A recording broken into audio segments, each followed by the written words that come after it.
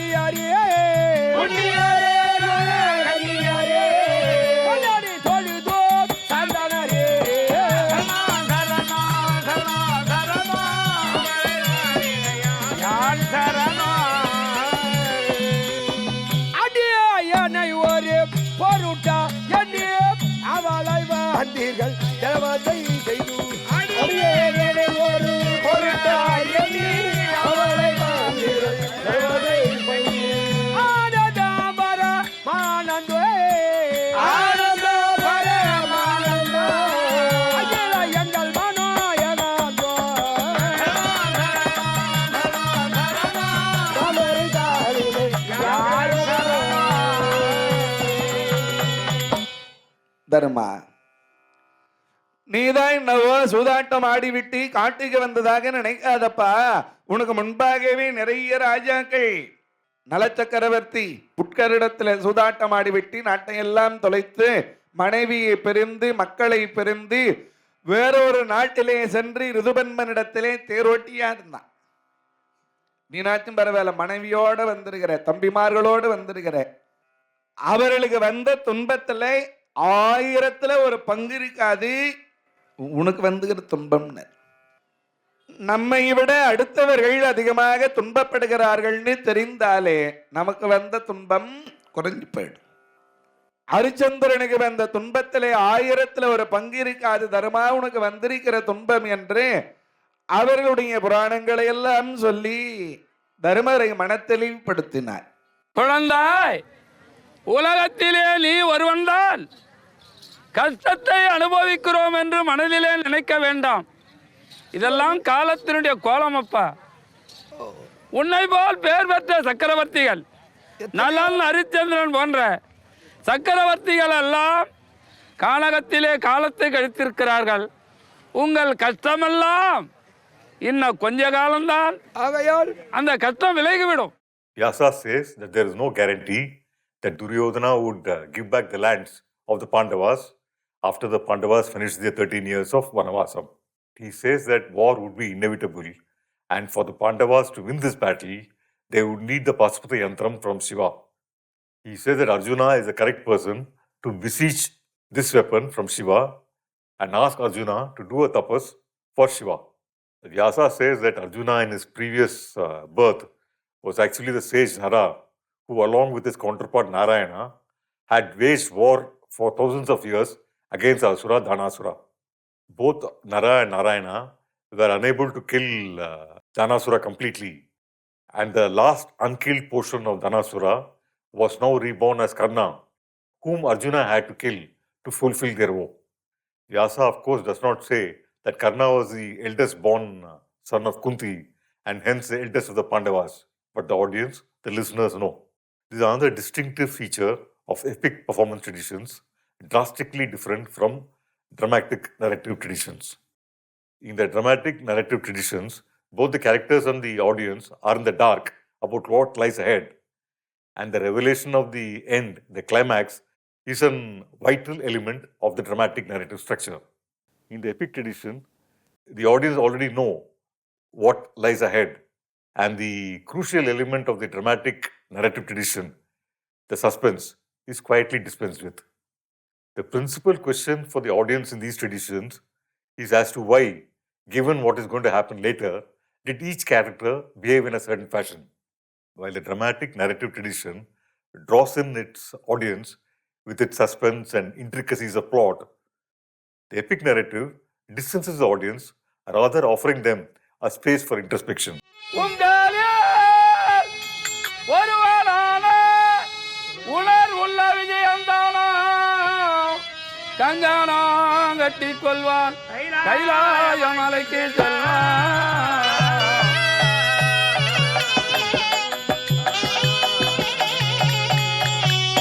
சங்கரன் தன்னை நோக்கி சரணமன்றடி பணிந்து பங்கமில்லாமல் பாதத்தையும் பெறுவான் பின்னே.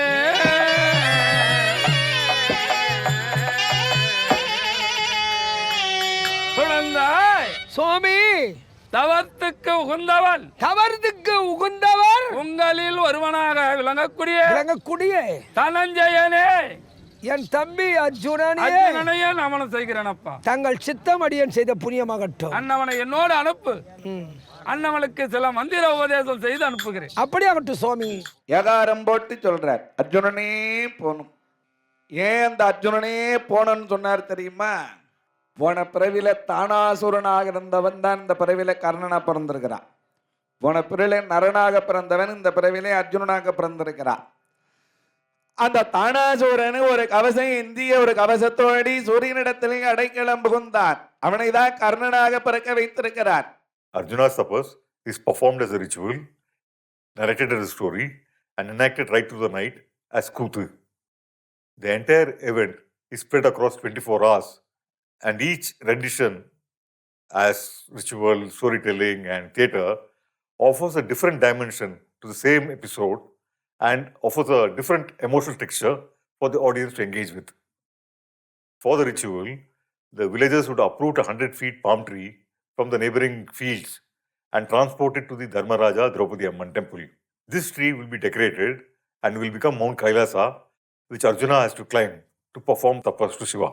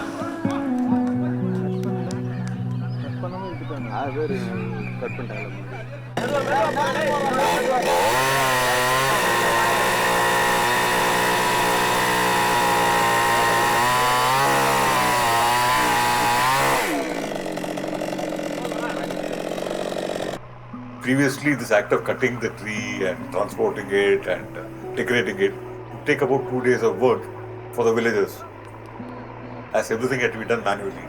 Now with JCB machines and mechanization, the entire work is much faster, but it would still take 24 hours of labor for the artisans in the village for this particular ritual. Each ritual performed in the village offers a space for the village audience to inscribe themselves into the Mahabharata. The epic, as it's performed in these festivals, because of these rituals, becomes more than a reenactment of a war fought elsewhere. It achieves the quality of the here and now, and while becoming a memory of the village, it also becomes a memory of the wars raging within each member of the audience. The event Arjuna's Tapas is one reason why Namutswamy calls these festivals as total theatre. Namutswamy says, நீங்கள் நம்ம தேட்டருங்கிறது வந்து முதல் நாள் இரவு வந்து கூத்து நடக்குது இல்லை, கூத்தில் வந்து வெறும் கதை சொல்லப்படுது, வெறும் 2 பாத்திரங்கள் கதை சொல்லப்படுது. பாத்திரங்கள் வந்து கதை சொல்லுதல் மட்டும்தான் தியேட்டரா? இல்லை. அதாவது இப்போ மரத்தை கொண்டாந்து எல்லாரும் நடுறாங்க. இப்போ வந்து நீங்கள் சினிமாவனுடைய மொழியில் பாருங்கள், ஒரு மரத்தை கொண்டாந்து நடுறாங்க, எல்லாரும் வந்து மரத்தை ஓட்டுறாங்க, மரத்தை தூக்கிட்டு வராங்க, மரத்தை நடுறாங்க. அதில் வந்து தச்சன் வந்து செதுக்கி மரத்தை அடிக்கிறாரு, முளை அடிக்கிறாரு, மரம் நடப்படுது. மரம் நடப்பட்ட உடனே அர்ஜுனன் வரான், அதில் ஏற போகிறோம். ஏறுற போது கீழே வந்து ஜனங்கள் பெண்கள் எல்லாம் வந்து மாவிளக்கு போடுறாங்க. இவன் மேலே ஏறுறான். மேலே ஏறுற போது ஒவ்வொரு இதுலேயும் பாட்டு பாடிட்டு போகிறான், திருவாசகம் சொல்லிட்டு போகிறான். அப்புறம் சில பெண்கள் வந்து தூளி கட்டி அதில் வந்து குழந்தைகளை போடுறாங்க. மேலே ஏறி அங்கேருந்து வில்வ தழைகளையும் மஞ்சளையும் இதையும் போடுறோம், எலுமிச்சம்பழத்தையும் போடுறோம், எல்லாரும் பிடிச்சிக்கிறாங்க. இது வந்து நீங்கள் சினிமாவனுடைய மொழியில் பாருங்கள், இது தியேட்டரா இல்லையா? அது மாதிரி எல்லா ரிச்சுவலும் theatre.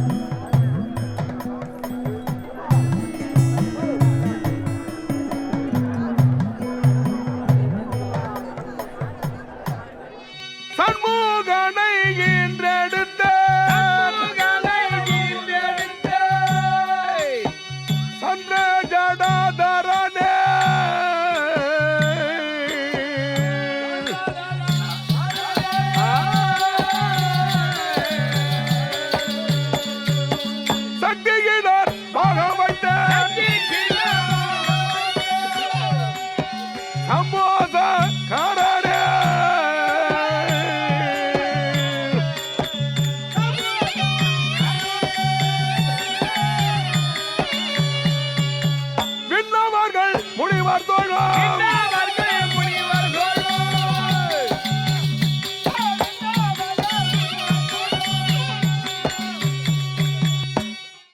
Arjuna's tapas is one of the most popular events in this festival, and people throng in huge numbers from even other villages to attend this ritual. சபையோர்களே, Arjunan தவநிலை என்று சொல்லக்கூடிய நாடகம் இன்னும் சிறிது நேரத்திலே முடிவடையும். மரம் ஏறக்கூடிய காட்சி 6:30 மணி அளவிலே நடைபெறும். புத்திர பாகியம் இல்லாதவர்கள், திருமணமாகாத பெண்கள் தாம்பல தட்சிணையோடு மரத்தடியிலே நின்றால் பலன் கிடைக்கும் என்று ஐதீகம். புத்திர பாகியம் இல்லாதவர்கள், திருமணமாகாத பெண்கள் தானபானங்களை முடித்து மரத்தடியிலே நிற்கவும். ஓ மரோ ஓ மரோ மூல மந்திரம் எழுதுவாதியே கணபதிய சரணம். மூல மந்திரம் எழுதுவாதியே கணபதிய சரணம். இருமா முற்றிலும் மெனக்காருமையரே கணபதிய சரணம். வேலவர் தூதாவி புரிந்தமாம் கணபதிய சரணம். வேண்டினனை காருமையரே கணபதிய சரணம். ஓ மரோஹரா ஓ மரோஹரா ஓ மரோஹரா.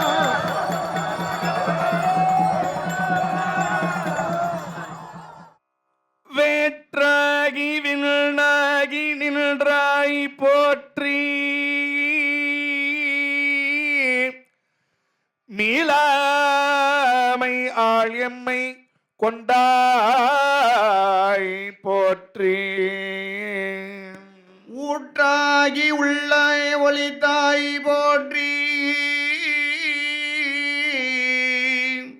ஓவாத சத்தத்து ஒளியே போற்றி. ஆற்றாகி அங்கே அமர்ந்தாய் போற்றி, ஆரங்கம் நால்வேதம் ஆனாய் போற்றி. காற்றாகி எங்கும் கலந்தாய் போற்றி, கையிலை மலையானே போற்றி போற்றி.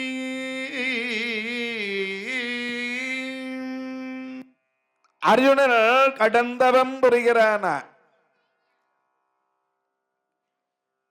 அவன் ஒரே உறுதியோடி தவம் செய்கிறான். அந்த தவக்கணல் சுற்றிலும் அவனுக்கு என்ன நடக்குதுன்னு தெரியலையா.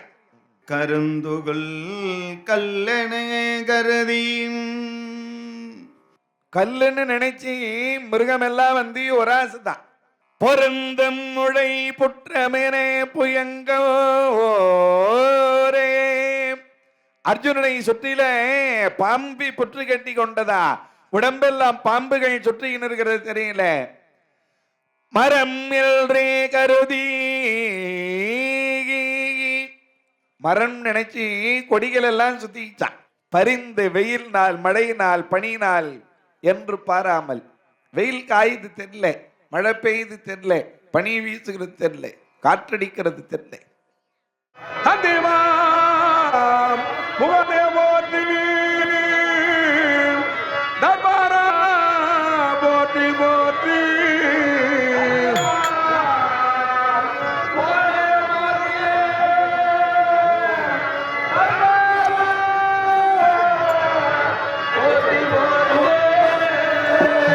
செந்திமாமலையில் மேவும் சிவகுருவே போற்றியே.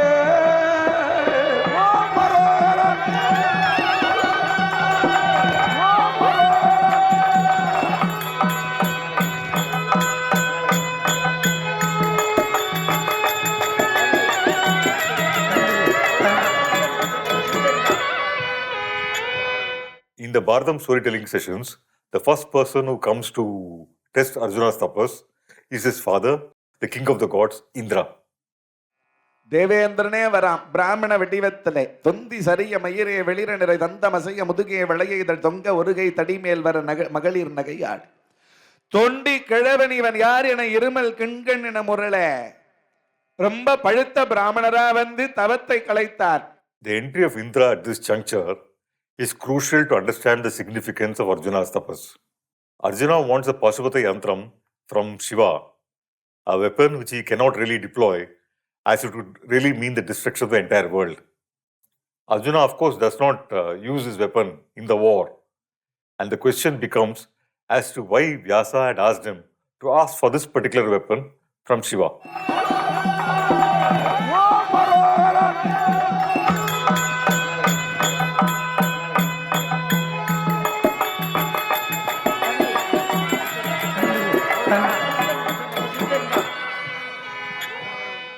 சங்கரா நமச்சிவாய தானவர் குலத்திற்கெல்லாம்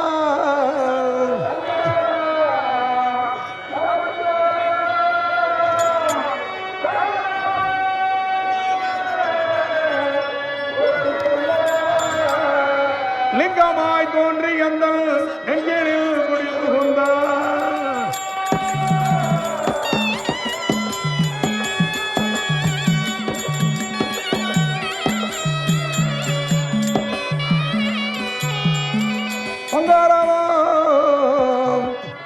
அணிந்த தேவா புண்ணியா உன் பாதத்தை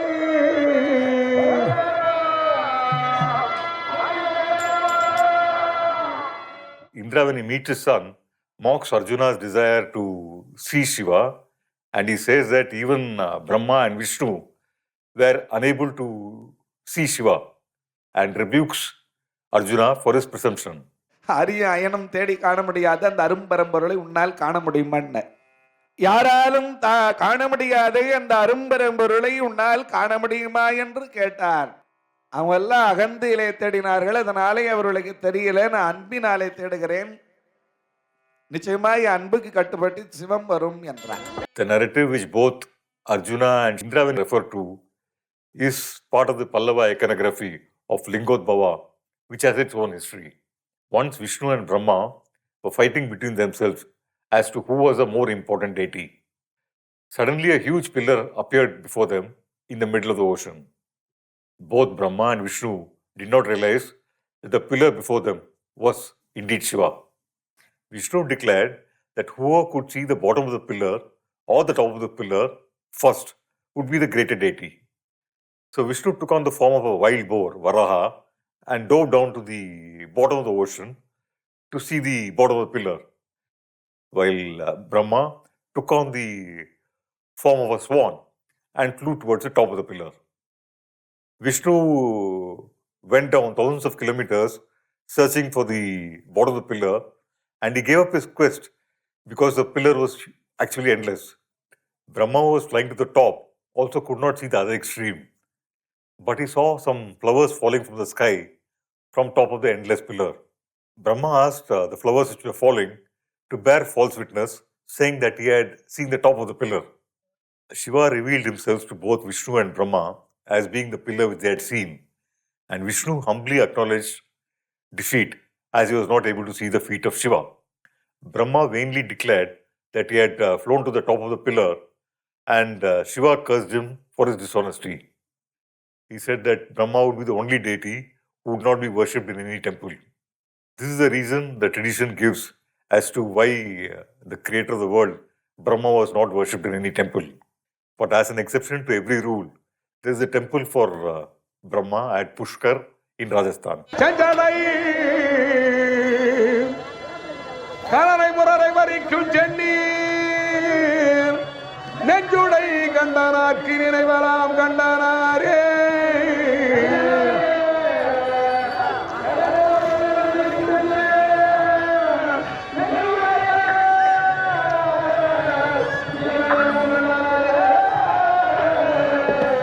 மஞ்சுடை சோலை தில்லை மல்கி சிற்றம்பலத்தே வாழும் சுந்தீரர் கணேச பாதம் தொழுமே பறிபவர்க்கே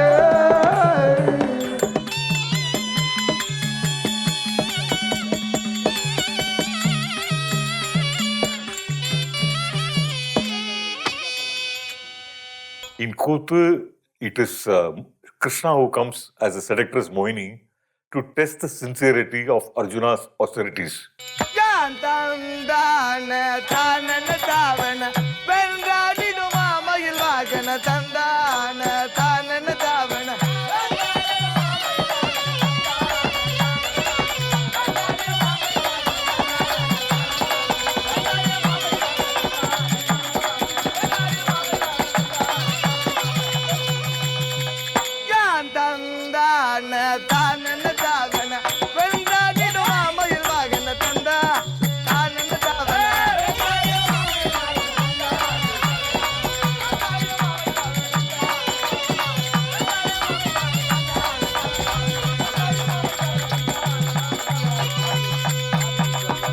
The Kuthu hinges on the notion of conquest of desire, because Arjuna in his previous Tirtha Yatra or pilgrimage had fallen in love with numerous women, and the pilgrimage was secondary on that journey. Arjuna is a man known to be easily seduced by feminine charms, and Krishna wants to know whether Arjuna has really overcome all desire.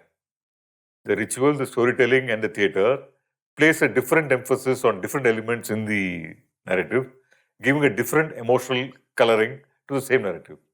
It is interesting to see the path all three take to converge to this singular idea of this overcoming of desire in this complex rendition. The Kuthu, in contrast to the austerity of the storytelling and the rigor of the ritual, is treated almost as a farce, as a light-hearted comedy. இவரை பார்த்த உடனே கண்கள் கோசுதே காந்தி வீசுதே கண்கள் கோசுதே கண்கள் கோசுதே காந்தி வீசுதே கண்கள் கோசுதே காந்தி வீசுதே கண்களை மயக்குவ பிரபரி வர்தாரோ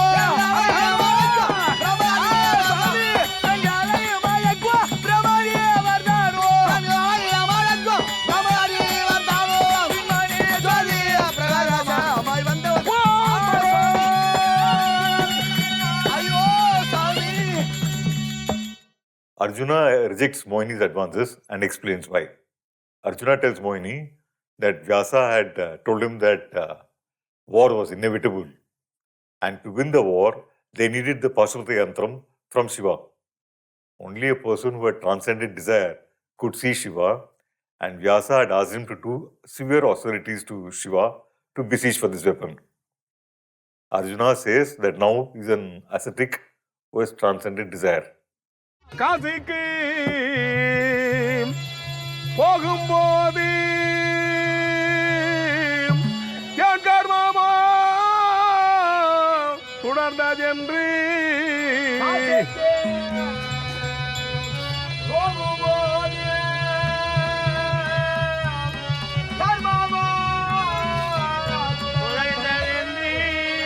பேசிய கதை போராட்சி பேதையே யான் செய்த பாவம்.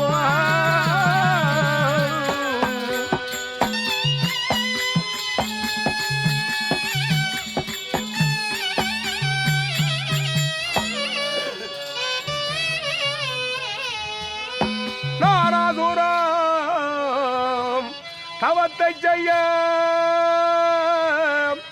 அடவியே நடக்கின்றேனா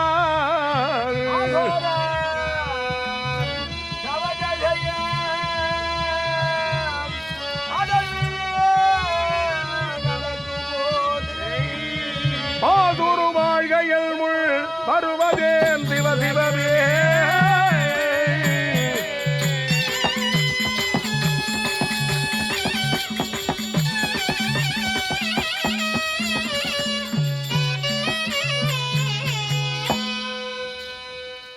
அரஹரா நில்லோ நில்லும் என்றென்னையே பாடி மாறிக்க நீ வந்ததேனோ அன்னையே.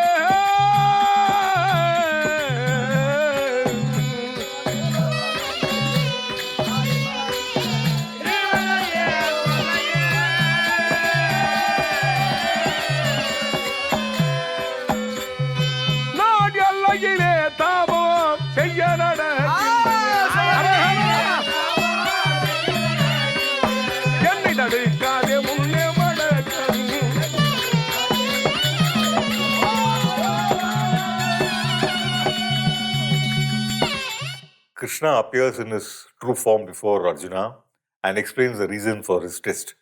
He says that Arjuna had a tendency to be distracted by beautiful women. And on this journey, he had to be totally about desire to be successful. He is pleased with Arjuna's resolve and blesses him to get the Pasupata Astram from Shiva. கண்ணா எதற்காக இந்த வேடம் திருமாலே? மைத்துனா எல்லாம் உனக்காக. ஏமாமா இது பாசுபதாசர கடை என்பது அத்தனை லேசாக கிடைத்து விடாது. ஆஹா. சிவபெருமானை கோரி இரவிலும் பகலிலும் ஆமா பல வருட காலங்கள் இறைவனை துதித்து சென்றால் வழியே அந்த பாசுபதம் நமக்கு பெற முடியும். ஒரே நெறியோடு செல்ல வேண்டும். உன்னுடைய குணத்தின் தன்மை பற்றி எனக்கு நன்றாக தெரியும். ஏமாமா ஒரு கல் சிலைக்கு சேலை கட்டி இருந்தாலே ஓஹோ. அது ஆண் சிலையா அல்லது பெண் சிலையா என்று கடுகன வைக்கக்கூடிய சபலமான குணம் உன்னுடைய குணம். ஆகையாலே இப்படி ஜெகன்மோகினியாக வந்து உன்னை சோதித்தது அடியேன். கண்ணா எம்முடைய மனநிலையை சோதித்ததால் என் நிலை ஆமா பரிசுத்தமாக இருக்கிறது. இப்படியே சென்றால் என்னுடைய மனம் ஒரு நிலையோடு இருக்கிறதா? நிச்சயமாக பாசுபதாசகனை பெற்று விடலாம். ஆஹா. சென்று வா, மாழவா வென்று வா. வாழ்த்து விடைதாருங்க. ஆசீர் ஆசீர் ஆசீர் மைத்துனா. In Kuthu, another person tries to disturb Arjuna's tapas. And this is a woman of the forest called Berundi from the hunter-gatherer family. This incident prefigures the fact that soon Shiva and Parvati will appear in disguise before Arjuna as a hunter-gatherer couple. One of the grouses that Shiva has with Arjuna is what he calls the treatment of Arjuna of his people, the forest dwellers or the hunter-gatherers. Berundi, when she sees Arjuna, is immediately attracted towards him.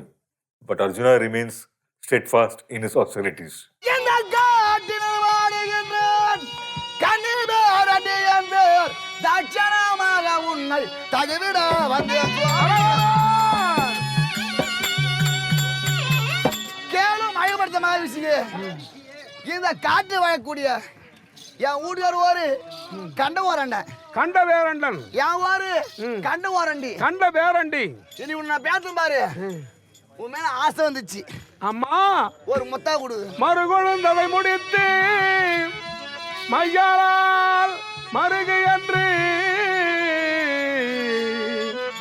பெருக்கமாய் நம்பி வந்த வேரண்ட பெண்ணே கேள.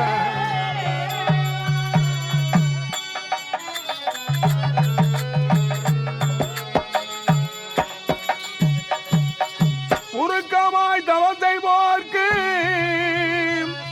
உலகில் மாதாராசை இருக்காது போம் சொன்னேன் இவ்விடம் விட்டுதானே. அணை என்று தவசீலனை சொல்லாதே. எதுக்கு? என்னுடைய தாயாக கருதி உன்னை வணங்குகிறேன் அம்மா.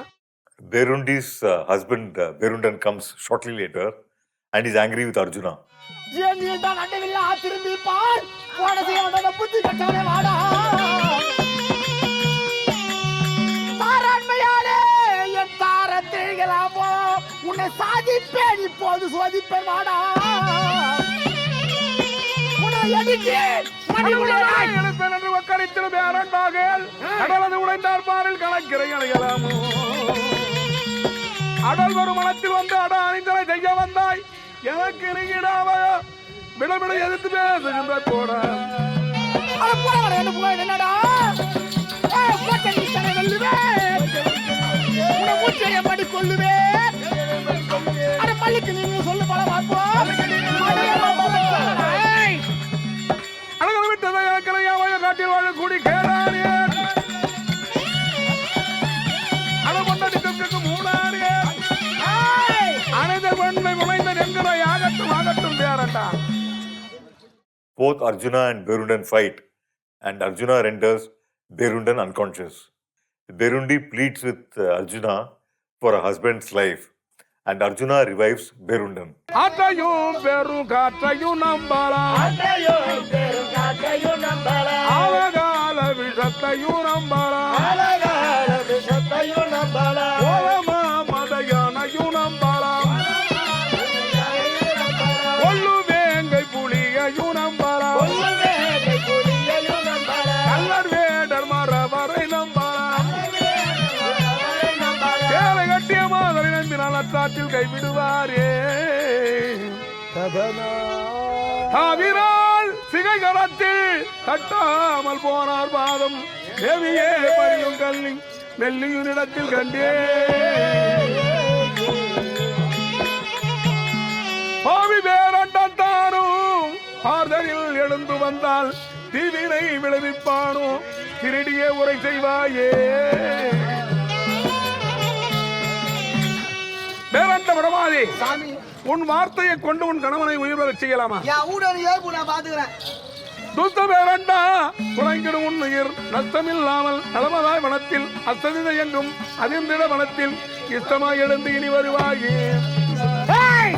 பொங்கமாய் அடிபணிந்த கொள்ளாத பேரன்பா கேள் திங்கள் சூழ் உலகம் தன்னில் திகைபெறும் முடியல் வந்த சங்கரர் அடியார் வந்தால் சரணமன் அடிபணிந்து பங்கமில்லாமல் நீங்கள் பதனமாய் அனுப்புவீரே. கேளும் பேரண்டா, என்னை போன்ற தவசீலர்கள் வந்தால் அவர்களுக்கு எனக்கு கொடுக்கும் இன்னலை ஒருபோதும் கொடுக்காதீர்கள். அவருடைய நற்றவத்திற்கு உறுதுணையாக இருந்து அன்னவர்களோடு நீங்கள் ஒத்துழைப்போடு இருக்க வேண்டும். உங்கள் இருவருக்கும் என்னுடைய பூரண நல்லாசிகள். In Hastinapura, Duryodhana is gloating, for he thinks that the Pandavas must be suffering in the forest. The divine sage Narada meets him and tells him that the Pandavas are doing fine. And he also warns him that Arjuna was doing severe austerities to get the Pashupata Yantram from Shiva. He says that if Arjuna gets the Pashupata Yantram from Shiva, the Pandavas will be invincible in the forthcoming battle. So he says that if Duryodhana wanted to win the forthcoming battle, he had to first stop Arjuna's tapas. He asked Duryodhana to send his friend Mugasuran to disturb Arjuna's tapas. பாண்டவர்களே நடுப்பிறந்தவனாயிருக்கிற Arjunan இந்திரநீல பர்வதத்திலே சந்திர ஜடாஜரமூர்த்தியாயிருக்கிற சிவபெருமானை வேண்டி கடுந்தவம் புரிகிறான். தவம் முற்று பெற்று விடுமேயானால் சிவபெருமான் வந்து பாசுபதாசுரம் கொடுத்து விட்டார். அர்ஜுனனை யாராலும் அழிக்க முடியாதுன்னார். இந்த கேட்ட துரியோதனுக்கு எப்படி இருக்கும்? சுவாமி என்ன சொல்லுகிறீர்கள்? உன் நண்பங்கிறான மூக்காசூரன் அவன் அனுப்புனார். பையன் நாரதருக்கு இவ்வளவு நல்லன்னா முகாசுரன் ஒருத்தங்கிறான் துரியோதனுடைய நண்பன். Duryodhana's friend Mugasuran had got a boon from Shiva that his death could only happen at Shiva's own hands. Mugasuran, to help his friend Duryodhana, goes to Kailasa to disturb Arjuna's tapas. அவனுடைய தவத்தை கலைப்பதற்காக ஏதோ முகாசுரன் என்பவன் பன்றி வடிவிலே வருகிறான். Parvati, seeing the severe austerities that Arjuna is undergoing, is curious as to why her husband Shiva was not responding to Arjuna's austerities. அந்த முகாசுரனை அழிப்பதற்கும் அர்ஜுனனுக்கு அனுகிரகம் செய்வதற்கு நேரம் வந்து விட்டது. அவனோடு சிறிது விளையாட வேண்டி இருக்கிறது. நீ வேட்டுவ பெண்ணாக வடிவம் தரித்துக்கொள். நான் வேடுவராக வடிவம் தரித்துக் கொள்கிறேன். பூதங்கள் எல்லாம் வேடர்களாக வரட்டும். வேதங்கள் நான்களும் வேட்டை நாய்களாக வர வேடுவராக வடிவம் தரித்து கொண்டு சிவபெருமான் வரார். பாடியம்மா போய் வரலா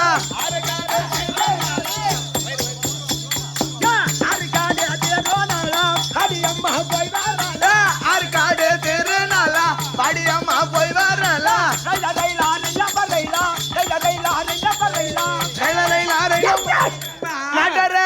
நாங்க ஊர் ஊரா திருநாக போறோமே. நாங்க பஸ்ல போக மாட்டோம். பஸ்ல போகாம எப்படி போவீங்க? நாங்க நந்தா தான் போவோம். திம் கிட கிட கிட கிட கிட பற முடைக்கிறது. அப்படி டிம டிம டிம டிமன்னு பறை முடக்கி கொண்டு வேடர்கள் சேனை வருகிறதா. உமாதேவி யார் சுவாமி பின்னாடி வர்றாங்களா. இந்த சத்தத்தை கேட்டு அர்ஜுனனுக்கு மயக்க அந்த தவம் கலைந்தது. பார்த்தா ஒரு பன்றி பாய்வதற்கு தயாராது. வில்லை எடுத்து வளைத்து ஒரு பானம் போட்டான். அதே நேரத்தில் வேடவரா வந்த சிவபெருமான ஒரு பானம் போட்டார். In the ritual, Mugasuran is depicted as a man with a red cloth covering his head, shaking the palm tree, which is actually Kailasa, on which Arjuna is doing tapas to meet Shiva.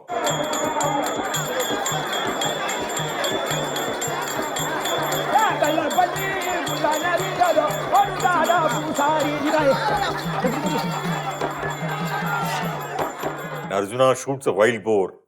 in its head, while Shiva shoots the same wild boar from its back. The boar dies, hit by both the arrows.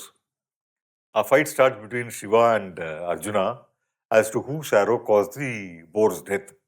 While Shiva claims that the boar belonged to him as he had shot it first, Arjuna claims it belonged to him because the wild boar had sought his protection. வந்ததோர் வேளத்தன்மை உடல் வரவழைத்து இந்திர தேவர் வந்தார் இதை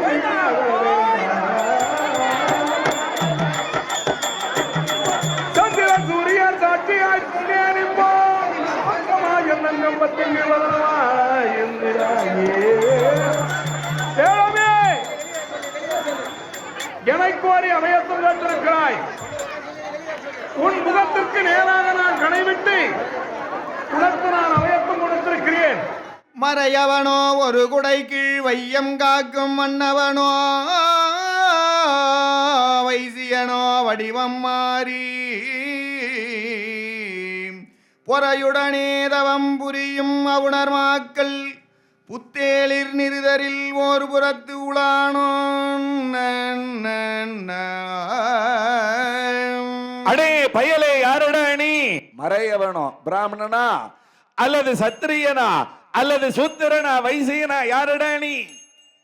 அர்ஜுனன் பார்த்தான், எதுக்கு இவனோட வம்பு, நம்ம யாருன்னு சொல்லிவிட்டா அவன் போயிட போறான்னு நினைச்சே. நான் பாண்டவரிலே நடுப்பெறந்தவன் பார்த்தன், என் பேர் அர்ஜுனன்றான். அடே அர்ஜுனா, உன்னை தாண்டா நீண்ட நாளாக தேடிக்கொண்டிருக்கிறேன் என்றார். When Shiva realizes who Arjuna is, he says he had been searching for him for quite some time for the injustice that Arjuna had done to the forest-dwelling community, starting from Ekalavya. This becomes another pretext for the mock fight between Arjuna and Shiva. எங்கள் குலத்து பிள்ளை ஏகலைவன் என்ற ஒரு பிள்ளை உங்க வாத்தியார்கிட்ட வித்தகத்துக்கு நான் கட்டவரில் வெட்டி வாங்கினேன், அப்பவே என் குலத்துக்கு நீ எதிரிடா. காண்டாவன தகனம் செய்கிற காலத்துல எத்தனை எத்தனை வேடர்களை எரிச்சு சாம்பலாக்கு, அப்பவே என் குலத்துக்கு நீ ஜென்ம எதிரி. பிராமணருக்கு சொந்தமான பசுக்களை வேடர்கள் கவர்ந்து போகிற பொழுது நீ சென்று வேடர்களை அடித்து கொன்று விட்டு அந்த பசுகளை மீட்டு வந்து கொடுத்தாயே, அன்றே நீ எனக்கு எதிரி. இன்று நீ நான் குறிபார்த்து வந்த பன்றி மீது பாரம் போட்டி என்னுடைய நேர்பகை தேடிக்கொண்டாய். அடே எடுடாவில்லை, நீ வீரனா அல்லது நான் வீரனா பார்த்துடலாம். சரி என்று இவன் வில்லெடுக்கிறார், வந்தவரும் வில்லெடுக்கிறார். இரண்டு பேரும் வில்லை வளைத்து கரைமடையாக பொழிகிறார்கள். இவன் விடுகிற பானம் அவர் மீது படல, அவர் விடுகிற பானம் இவர் மீது படல. In the Bharatam storytelling sessions, the fight between Arjuna and Shiva is real, with both of them shooting arrows at each other. In the ritual, the fight is more verbal, with both Parvati and Shiva hurling abuses at Arjuna. Shiva wanted Arjuna to give up the wild boar so that they could eat it. But Arjuna refuses, saying it went against his Kshatriya ethics to forsake a creature that had sought his protection. Shiva laughs at the mention of Kshatriya ethics and lampoons Arjuna's ancestry. He said that though the Pandavas had just one mother, they really had 5 fathers, and sarcastically asked what kind of Kshatriya ethics was he speaking about.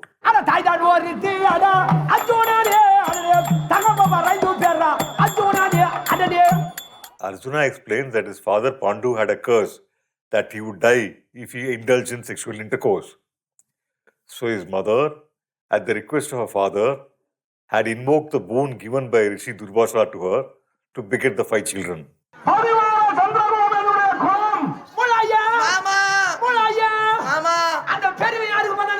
நீயே கேளு மாமா, அவங்க சுத்தமான குளமா அது, அதை போய் நான் கேட்க சொல்றேன். என்ன அந்த பெரு யாருடா பண்ணா?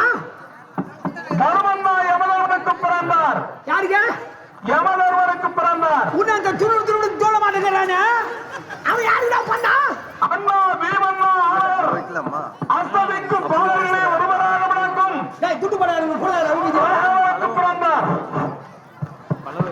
நீ யாருடா பண்ணா? இந்திரனுக்கு பிறந்தேன். அந்த 2 பசங்க கிச்சா பசங்க, அவன் யாருடா பண்ணா? அர்ஜுனி தேவர்களுக்கு பிறந்தார்கள். Now Parvati jumps into the fray and says, let's forget about your mother, and asks sarcastically as to whether the 5 Pandavas were married to a single woman, Draupadi. எல்லாம் தெரிந்தவன் போல் வேடுவானே நாடாடே ஏதாதும் ஏற்றுகிறாய் வேடுவானே கண்ணுக்கு பார்த்தவன் போல் எல்லாம் தெரிந்தவன் போல் எங்கள் குலத்தின் நன்மையை கள்ளன் தெய்வோடு கூறுகிறாய். ஆமா அவன் மாத்தி மாத்தி சொல்றான். கேளு கேளு டேய் வெள்ள முஞ்சினாயா உங்க 5 பேருக்கும் எத்தனை பேர் பொண்டாட்டிய? 5 ஒருவர் 5 பேருக்கு ஒரே பொண்டாட்டி வச்சு நீங்க ஒருத்தர் தனித்தனி போவீங்களா இல்ல ஆடு மாடு மாதிரி கும்பலா போவீங்களாடா? அறிவற்ற மண்டு பாரு பாபா கேட்டுட்டேன் பாரு கேட்டுட்டேன் பாரு கேட்டு விட்டுட்டேன். கேள்விகளே விரும்பவர் அவர் என்னவெல்லாம் தெய்வமடி அறிவற்றவரே. In the ritual, Arjuna, who is angry with both Shiva and Parvati for both lampooning his ancestry and their marriage to Draupadi, angrily asks as to who Shiva is. டேய், நான் யார் தெரியுமாடா? யாரா நீ அண்ணாமலைன்னு சொல்லுவாங்கடா, ஒத்தாடிக்கின்னு வர்றான்டா, இந்த ஊரு பேரு காப்பாத்துறவன்டா. டேய், டேய் வெள்ள முஞ்சினாயா நான் தான் உண்ணாமலா. Shiva says he's Annamalai, one of the various names of Shiva. Annamalai refers to the deity at Tiruvannamalai in Tamil Nadu and locates Shiva for the local audience as a presiding deity of their own region. More significantly, in Tiruvannamalai, Shiva is worshipped as fire in the Panchabhutas, and the 5 Pandavas also represent the Panchabhutas, of which Arjuna represents the element fire. And in a sense, Arjuna is also a manifestation of Shiva, which is what Parvati is curious to see. Arjuna in the ritual says that once he finishes doing his tapas, he would destroy Annamalai. And the fight in the ritual starts at this point. நாய் அண்ணாமலை, இன்றைய வேட்டையை நீங்கள் எம்மிடத்தில் வீரான வார்த்தைகள் ஆமா தலைமையை பிடித்து வந்தால் அண்ணாமலையின் கரத்தினால் மடிவதை தாரி அறுப்பது உண்மை. அத முடியாது. இந்த அண்ணாமலை ஒருபோது சாவு பார்த்து கிடையாது. இந்த உண்ணாமலை ஒரு சுத்தி கூட தாலியா இருக்க பார்த்து கிடையாது. வாடா பாக்கலாம். தலை, என்னுடைய தலைமையை பிடித்து வருகிறேன். நீ ஒரு 4000 வார்த்தை விடலாமா? The fight between Arjuna and Shiva is intense, and all the weapons of Arjuna prove useless against Shiva. Shiva breaks the bow of Arjuna, which prior to this no one in the world had been able to do. Bereft of his bow, Arjuna lands on Shiva's chest and strikes a blow. Blow of Arjuna on Shiva reverberates around the entire world, and everything and everybody on the world feels the blow of Arjuna and Shiva. What Shiva was the entire world himself. விண்ணிலுரை வானவரில் யாரடிபடாதவர்கள் விரிஞ்சன் முதலோ தேவர் உலகத்திலே இருக்கிற வான இந்திராதி இந்திசை காவலர்கள் மதிரவி ஆதிசுரர் அசுரந்திரவானவாசிகள் மணியுரகர்கள் கருடர்கள் கந்துரவர்கள் விஞ்சயர்கள் சித்தர்கள் என்று எல்லாரும் காடி விழுந்தது. உததி சூழ் மண்ணில் உரை மாணவரில் யார் அடிபடாதவர் மனுக்கள் முதலோர்கள். பூலோகத்திலே இருக்கிற மனிதர்களை கடி விழுந்தது. சித்தர்கள் ஞானிகள் மகான்கள் புலவர்கள் என்று எல்லாரும் காடி விடுகிறத. யானை முதல் எறும்பு வரை இருக்கக்கூடிய 84 லட்ச ஜீவபேதமாயிருக்கிறே எல்லா உயிரினங்களுக்கு அடி விழுந்ததே. அடி அடித்தானே அர்ஜுனனுக்கு அடி விழுந்ததே, பாண்டவர்களுக்கு அடி விழுந்ததே, அரண்மனையில உட்கார்ந்துகிற துரியோதனுக்கு அடி விழுந்ததே. The reason given for the fight between Arjuna and Shiva in the ritual is that Parvati wanted to see the fish birthmark on Arjuna's back shoulder. Now Shiva pretends to be angry and throws Arjuna up in the sky so that Parvati can see the fish birthmark on Arjuna's shoulders. Arjuna, being the hero that he is, does not want to show his backside to his opponents. And as he is falling, he turns around to face his opponents. When he falls to the ground, he screams at the hunter Annamalai and says, "Where are you?" But Annamalai has disappeared. மூடா வாடா போடா என்று அழைக்கிறான். அங்கே யாருமே இல்லை. திடீரென்று அங்கே ஒரு பெரிய ஜோதி எழுந்தது. ஜோதியுள் ஜோதியுள் ஜோதியாக ரிஷப வாகனத்திலே தம்பதி சமேதராக எம்பெருமான் காட்சி கொடுக்கிறாரா.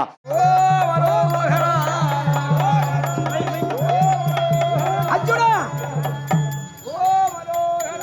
அர்ஜுனா உன் தாயாதியை விளங்கக்கூடிய துணியானவன் மூர்காசுரனை அடித்து அன்றைய அவதாரம் தவவேலியை கிடைக்க முயற்சித்தான்.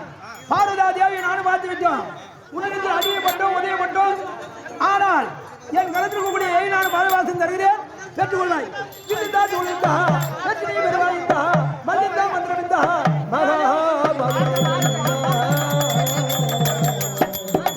அர்ஜுனா, என்னை கோரி இவ்வளவு நாட்களாக தவறு செய்த அல்லவா?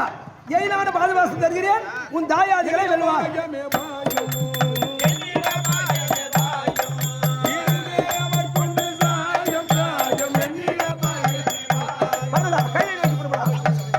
There is intense competition in the festival village between the various sponsors as to who had organized the grandest event. This intense competition between the various sponsors was a part and parcel of this festival, which sometimes had some funny incidents associated with it. In Kayur, the Kutu group had to shorten the ritual Arjuna's tapas, as the sponsors of the next event had taken away the statues of Draupadi and Arjuna from this ritual.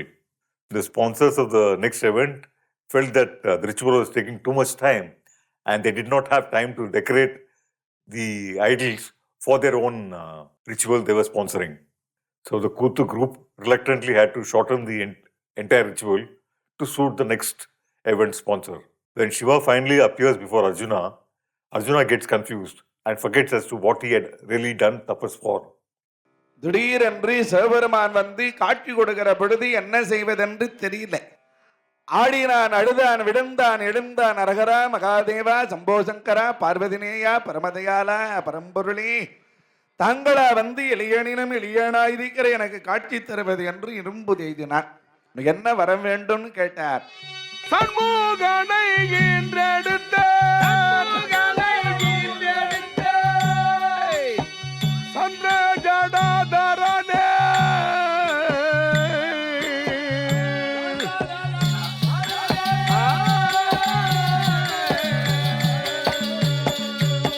சக்தியினர் பாகவைத்த சம்போத காரனே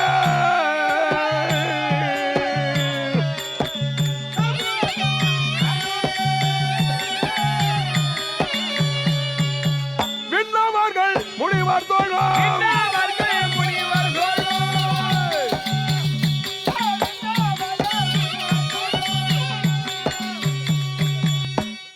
He suddenly wants moksha or liberation from the endless cycle of birth, death, and rebirth. Shiva laughs and says that Arjuna did the austerities to get the Pasupata weapon from him, and he gives it to him. He also tells him that he has one more birth on earth as a later day saint called Kannappa Nayanar, who was born a hunter. தெரிந்தோ தெரியாமலோ வேடா வாடா மூடா போடா என்று சொன்னதனாலே அடுத்த பிறப்பிலே வேடனாக பிறப்பாய். வேடனா பிறந்தாலும் மூடனா இல்லாமல் என்னை பார்த்து 6 நாள்ல உனக்கு முத்தி தருகிறேன். இவர்தான் கண்ணப்பராக பிறந்ததாக சொல்லுவார்கள். ஆனால் நூல் ஆதாரம் எதுவும் இல்லை. This is another unique feature of epic traditions where no narrative really ends and can get carried across multiple epochs of time. Later in the narrative, when Karna again wants moksham or release from the endless cycle of birth, death, and rebirth, he's denied that because he's supposed to be born as a Pallava general, Paranjoti. Paranjoti would attain moksha as a saint, Sirutondar. Paranjoti, the Pallava general, after the war at Vatapi, was disgusted war and became an ascetic known as Sirutondar. As Sirutondar, Paranjoti attained moksham. Another village later in the year would celebrate the festival of this general turned saint Sirutondar. The Mahabharata, as it's celebrated in these villages, is not restricted to this particular festival. There would be numerous festivals celebrated right through the year, celebrating portions of the epic. அப்போ தேவலோகத்திலிருந்து தேர் இறங்கியது. அதிலிருந்து தேவேந்திரன் இறங்கினார். தேவலோகத்துக்கு அர்ஜுனனை அழைத்து கொண்டு போகிறான். அந்த தேவலோகத்திலே சிறப்பு விருந்தினராக வந்திருக்கிற அர்ஜுனனுக்கு ஊர்வசியினுடைய பரதநாட்டியத்தை ஏற்பாடு செய்திருக்கிறார்கள். ஊர்வசி இந்த அர்ஜுனனையே பார்த்து கொண்டு அபிநயம் பிடித்து ஆடுகிறார். The narrative now converges on the idea of the conquest of desire. Indra, who had visited his son at the beginning of his austerities, again comes when Arjuna is successful in getting the weapon from Shiva. He immediately takes him to the celestial heaven, Indraloka. Arjuna is pleased to meet his father, but is also impatient to return to Draupadi and his brothers. Indra, for some undisclosed reason, keeps delaying Arjuna's departure. He makes a surprising request to Arjuna when he asks him to learn dancing from the Apsaras Urvashi. In Indian traditions, a good king is supposed to be versatile in all the 64 arts, and dancing was definitely one of the 64 arts. But Indra's request at this juncture, when war seems imminent, looked surprising. Arjuna begins learning dancing from Urvashi, and Urvashi is immediately drawn towards Arjuna and tries to seduce him. For Arjuna, Urvashi was like his mother, as she was really the wife of his great ancestor Pururavas, and he rejects her advances as it would have been morally inappropriate to accept them. Urvashi declares that Apsaras like her were creatures of pure desire who lived outside notions of human morality. Arjuna is steadfast in his refusal, and an angry Urvashi curses Arjuna, the ultimate hero, to become an eunuch, the complete opposite of what he actually was. பொழுது வெடிந்தது. தேவ சபையிலே எல்லாரும் இருக்கிறாங்க. அர்ஜுனன் இல்லை. அர்ஜுனனை அழைத்து வா என்று சித்திரரதன் என்பவனை அனுப்பினான். அவன் போய் பார்த்துட்டு வந்து சொன்னா, இந்த மாதிரி ஊர்வசி சாபம் கொடுத்துட்டு இருக்கிறா. நம்ம நாட்டுக்கு வந்தவனுக்கு ஒருத்தனுக்கு சாபம் கொடுக்காது, போய் அவன் சாபத்தை மாற்றி என்றாய். அங்கிருந்து போனாய். இப்போ அர்ஜுனன் வந்து காலில் விழுந்தான். இப்போ அவளுக்கு கோபம் வரல. அவள் ராத்திரிலிருந்து நிலைமை வேற. நானே உன்னை விரும்பி வருகிற பொழுதும் என்னை ஏற்றுக்கொள்ள மறுத்தாயே, நீ வாழ்க, உன் புகழ் வெல்க என்று ஆசீர்வாதம் செய்து அந்த சாபத்தை மாற்றினாய். அவன் வேண்டுகிறான், அம்மா நான் நினைத்தால் ஒரு வருட காலம் இந்த சாபம் எனக்கு வர வேண்டும் என்றான். அதே போல வரம் அளித்தாள். Urvashi, at the request of Indra and other devas, retracts a curse. But surprisingly, Arjuna wants to live this curse for a period of a year, where he wants to live his life as a eunuch Brahmanala. The Telugu film Nattarashala, where NTR plays the role of Arjuna Brahmanala, gives an interesting reason as to why Arjuna was cursed to live as a eunuch for a year. In this rendition, the entire chain of events is actually orchestrated by Arjuna's father, Indra. Indra knew that there was great anger in his son, and now he had the weapon, Pasupata Yastram, with which he could destroy the entire world. War to him should be waged only for dharma and never out of a sense of anger. So he wanted his son Arjuna to understand this by living in the inner apartments of a palace along with the women and children. For in any war, the aftermath of the war were felt only by the women and children. In this rendition, Indra knew when he asked Arjuna to learn dancing from Urvashi that Urvashi would be attracted towards Arjuna. He also knew that Arjuna, with his sense of morality, would reject Urvashi, leading her to curse him.